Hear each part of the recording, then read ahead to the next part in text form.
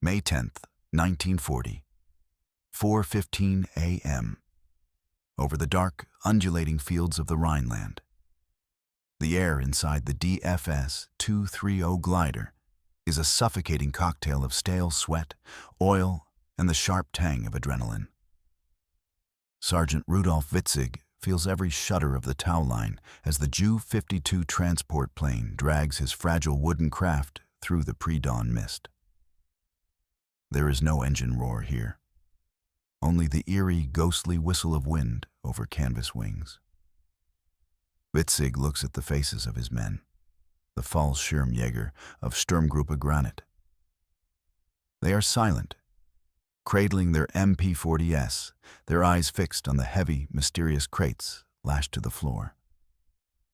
Those crates contain a secret that will change the face of siege warfare: the hollow charge, or shaped charge.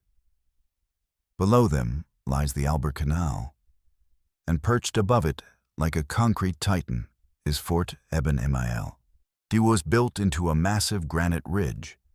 The fort is a masterpiece of 1930s engineering. It boasts steel-reinforced cupolas, housing 120mm and 75mm cannons, an intricate network of underground tunnels stretching for miles, and a garrison of 1,200 Belgian soldiers. To the Allied High Command, it is the Unbreakable shield, a barrier that would take a traditional army weeks, if not months, to crack. But Hitler doesn't have weeks. He has hours. Release. The metallic clack of the tow hook echoes through the glider. Suddenly, the umbilical cord to the transport plane is gone. The glider tips its nose down, plunging into a silent, steep descent toward the Belgian border. Witzig's pilot, Unteroffizier Distelmeyer, grips the controls, squinting through the plexiglass. They aren't jumping out with parachutes. The wind would scatter them. They are landing directly on the roof of the beast. The roof of Eben-Emael is a plateau of grass and concrete, nearly 200 acres in size. From the ground, it is a fortress.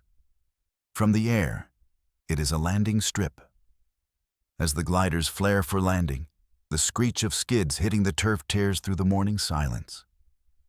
The Belgian sentries, peering through their slits, hear nothing until the shadows emerge from the mist. The gliders skitter across the grass, some slamming into barbed wire, others halting mere meters from the massive steel domes of the artillery batteries.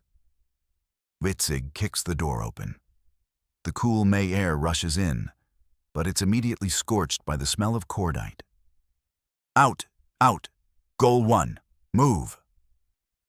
The Fallschirmjäger scramble onto the dew-slicked concrete.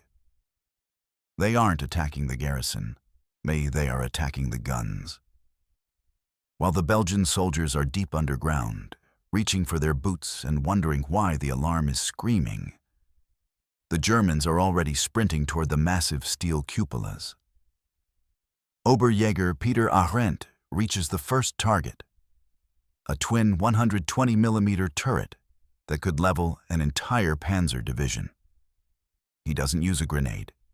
He reaches for a 50-kilogram hemispherical device, the shaped charge. He sets it directly atop the steel crown, pulls the friction igniter, and dives for cover.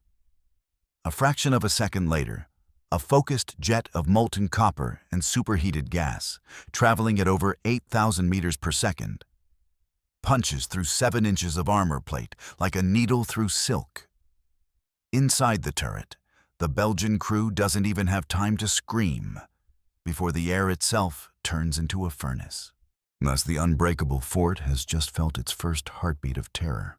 May 10th, 1940, 5 a.m. The plateau of Fort Eben-Emael. The silence of the Belgian morning has been shattered by a series of sharp, white-hot cracks. To the Belgian soldiers stationed 3 stories below the earth, the sound doesn't resemble artillery. It sounds like the fist of a god punching through the ceiling. Inside the central command post, Major Jean Jotrand stares at the flickering electric lights. Reports are screaming in over the internal phone lines, but they make no sense. "The roof! They are on the roof!" gasps a sergeant from Northern Combat Group. Jotrand shakes his head. The roof is a kill zone, swept by machine guns and flanked by deep moats. No paratrooper could survive a jump there. But the Germans didn't jump. They drifted. On the surface, the Fallschirmjäger of Sturmgruppe Granit are moving with the rehearsed precision of clockwork. They aren't trying to capture the fort's hallways yet. They are lobotomizing the giant. Sergeant Witzig's squad reaches Objective 19, a massive steel turret housing twin 75mm guns. This turret is designed to sweep the bridges over the Albert Canal, the very bridges Hitler's panzer divisions need to reach the heart of France. "Charge ready," shouts a combat engineer, sweating despite the morning chill. They slide a 28-pound hollow charge onto the rotating seam of the turret. This isn't a standard blast. The shaped charge focuses its entire kinetic energy into a narrow jet.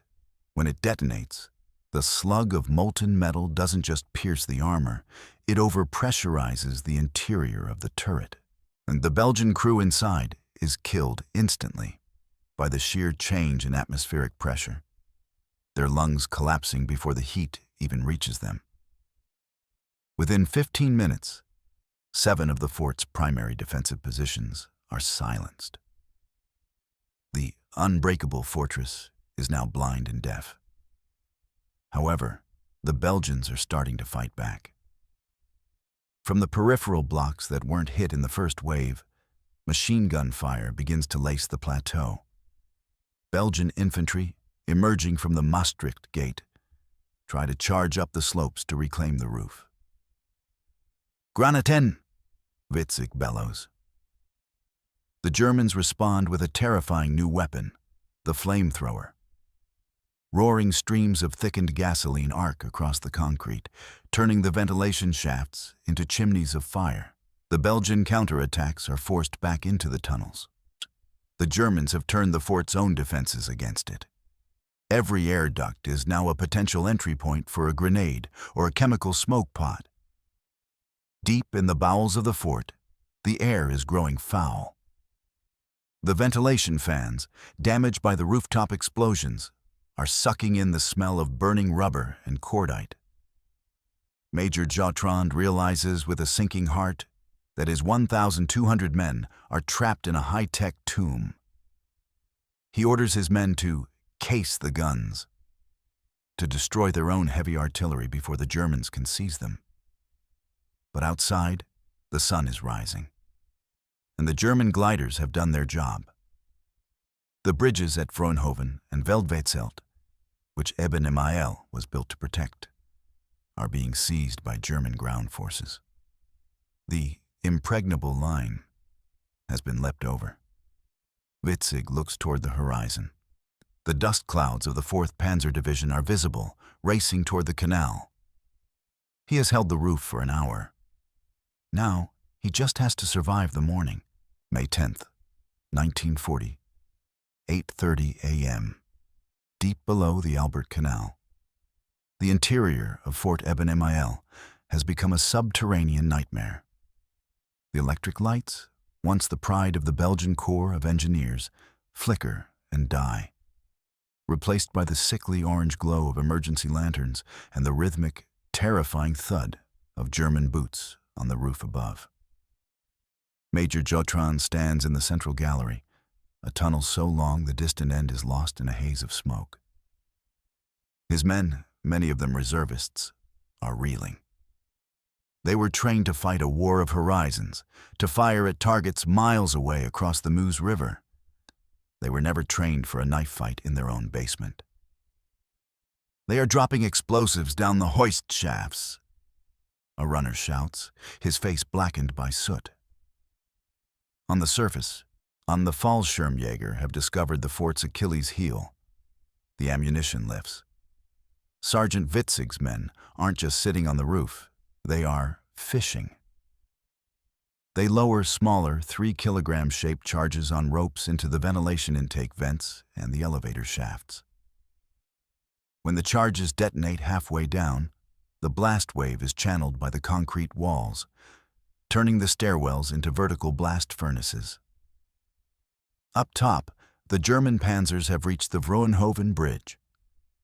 The Belgian defenders there, expecting fire support from Eben-Emael's massive 120mm guns, receive only silence. The Unbreakable fort is mute. "We have to clear the roof," Jotron orders, rallying a platoon of infantry. The Belgians attempt a desperate sortie. They push through the heavy steel doors of the infantry blocks, bayonets fixed, but the Germans are waiting. Utilizing the very casemates they just neutralized, the Fallschirmjäger have set up MG-34 machine guns. The crossfire is clinical. The Belgian soldiers, emerging into the bright morning sun, are cut down before they can even orient themselves on the vast, cratered plateau. By 10 a.m., the psychological toll begins to outweigh the physical. The Belgian garrison outnumbers the German attackers nearly 15-1, yet they feel besieged from within. Rumors fly through the dark tunnels. The Germans have a secret gas. They are using death rays that melt steel. In reality, it is simply the terrifying efficiency of the hollow charge, a technology the Belgians didn't even know existed. Witzig, despite being wounded in the initial landing, moves from bunker to bunker. He knows he cannot hold forever. His ammunition is running low, and the Belgian 75mm guns from the neighboring Fort Pontis have begun to shell the roof of Eben-Emael, trying to blast the Germans off their own comrades' back. The friendly fire screams overhead, slamming into the concrete, but Witzig's men simply crawl into the captured Belgian turrets for cover. The predator has moved into the shell of its prey. As the morning sun climbs higher, a low rumble begins to vibrate through the floor of the fort. It isn't an explosion. It is the sound of heavy treads. The German 4th Panzer Division has crossed the bridges. The German ground engineers, having crossed the Albert Canal in rubber boats under the cover of Witzig's diversion, are now at the fort's main gates with heavy explosives. Major Jotrand looks at his watch. He has held for 6 hours. The invincible fortress of the 20th century is being dismantled by 80 men and a handful of gliders. May 11th, 1940, 5:30 a.m. The ground-level entrance of Eben-Emael. The morning mist of the second day carries the heavy scent of diesel and damp earth. On the plateau, Sergeant Witzig's Fallschirmjäger are exhausted, their faces gray with stone dust and lack of sleep. But their eyes are fixed on the horizon. The rumble they felt through the concrete hours ago has materialized into a steel reality. The lead elements of the German 4th Panzer Division and the 151st Infantry Regiment have arrived. For the Belgian garrison trapped below, the arrival of German ground forces is the final toll of the bell. Major Jotrand, huddled in the smoke-filled command center, receives the report that German pioneers have reached the canal side of the fort. These engineers aren't using gliders. They are using heavy demolition charges and 88mm flak guns pointed point-blank at the fort's armored observation slits. The Unbreakable shield is being hammered from above by Witzig and from the front by the Wehrmacht's heavy hitters. They are in the stairwells. A frantic voice crackles over the internal line. The Germans have finally breached the lower portals. The fight has moved from the strategic to the visceral. In the narrow, white-tiled corridors, the air is thick with the cough-cough of submachine gun fire and the wet slap of grenades against concrete. The Belgians, though still numbering nearly 1,000, are disorganized. The loss of their heads, the armored observation cupolas, has left them blind. They are fighting in a dark maze against an enemy that seems to be everywhere at once. Jotron looks at his officers. The fort's mission was to hold the bridges for 3 days to allow the French and British to move up. It has been barely 24 hours, and the bridges are already carrying German tanks toward the heart of Belgium. The fort has failed because it was designed for a war that no longer exists. It was built to withstand a siege of months, not a surgical strike of minutes. "White flag," Jotron commands. The words feel like lead in his mouth. At 12:27 p.m., a bugler stands atop the scarred, blackened concrete of the fort. The haunting notes of the ceasefire drift over the Albert Canal. One by one, the Belgian soldiers emerge from the dark tunnels, blinking in the harsh May sunlight. They look at the army that defeated them, a mere handful of dust-covered paratroopers in baggy jumpsuits. And when the news reaches the Führerhauptquartier, Führer headquarters, Hitler is reportedly stunned. He had personally obsessed over the plans for the shaped charges and the gliders. But even he hadn't dared to hope for such total success. The fall of Eben-Emael doesn't just open a door. It rips the hinges off the entire Allied defensive line. The impregnable fortress had fallen in a single morning's work, proving that in the new age of blitzkrieg, no wall is high enough and no bunker deep enough to stop a focused, innovative shadow from above.